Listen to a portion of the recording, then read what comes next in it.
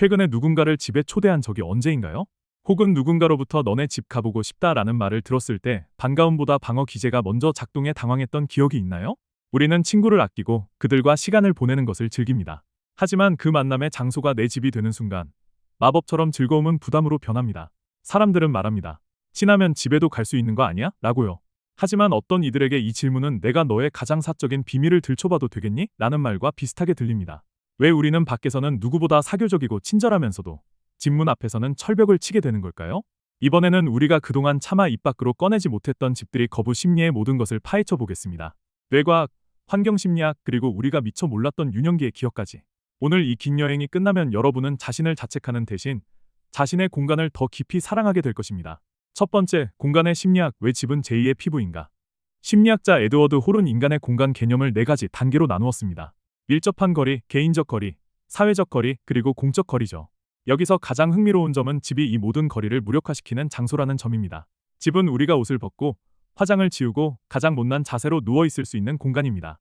즉, 집은 물리적 장소를 넘어 우리의 심리적 내피와 같습니다.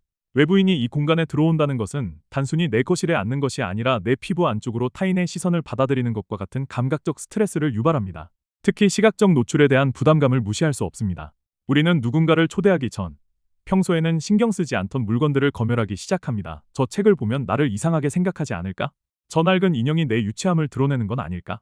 이 과정에서 집은 더 이상 안식처가 아니라 타인의 시선에 의해 난도질당하는 전시장으로 전락합니다.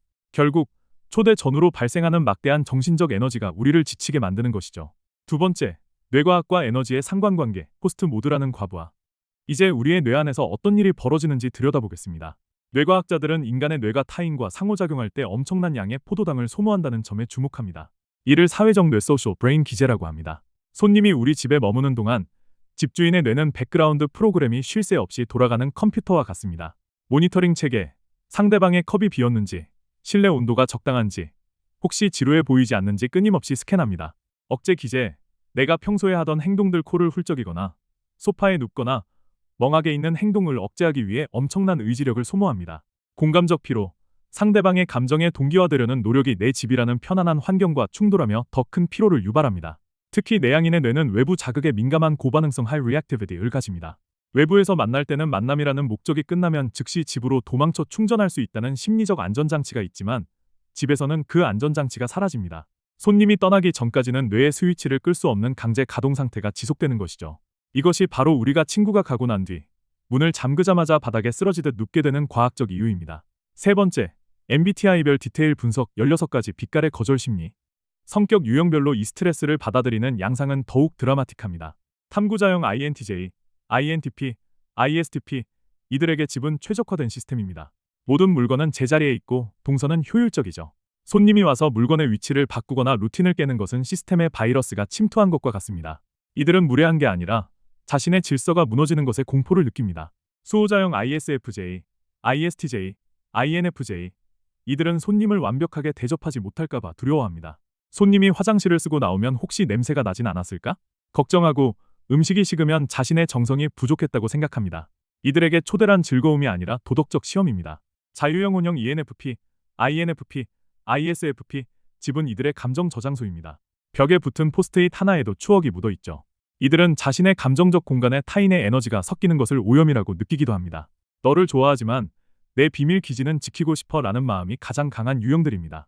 네 번째, 유년기의 낙인, 공간 주권을 잃어버린 아이들. 심리학의 거장 에릭 에릭슨은 인간의 발달 단계에서 자율성과 주도성이 형성되는 시기를 강조했습니다. 이 시기에 자신의 공간을 침해당한 경험은 성인이 되어서도 깊은 흔적을 남깁니다. 많은 분이 공감하실 겁니다.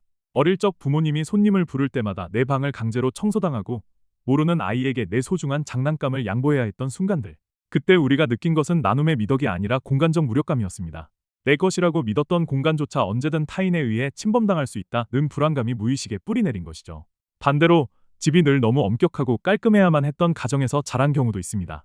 집은 남에게 보여주기 위해 완벽해야 한다는 강박을 학습한 아이는 어른이 되어 손님 초대를 평가받는 무대로 인식하게 됩니다. 이제 당신의 거부감을 단순한 성격 탓으로 돌리지 마세요. 그것은 어린 시절 지키지 못했던 나만의 영토를 되찾으려는 어른이 된 당신의 처절한 몸부림일지도 모릅니다. 다섯째, 새로운 시대의 환대, 문을 닫고 마음을 여는 법. 그렇다면 우리는 어떻게 해야 할까요? 현대 사회에서 집들이는 더 이상 의무가 아닙니다. 진정한 우정은 상대방의 현관문 안쪽이 아니라 서로의 심리적 안전거리를 존중하는 데서 시작됩니다. 제3의 공간을 예찬하세요. 카페, 공원 혹은 대여 공간은 서로에게 호스트나 게스트의 의무를 지우지 않는 평등한 공간입니다. 거절의 언어를 연습하세요. 나는 집을 나만의 충전소로만 사용해. 그래서 밖에서 만날 때 너한테 더 집중할 수 있어. 이 말은 거절이 아니라 우정을 더 소중히 다루겠다는 약속입니다. 죄책감이라는 감옥에서 나오세요. 당신이 집 문을 열지 않는다고 해서 당신의 인격이 부족한 것이 아닙니다. 당신은 그저 자기 자신을 잘 돌보는 법을 아는 정서적 자립이 이루어진 사람일 뿐입니다. 결론, 성역을 지키는 당신에게.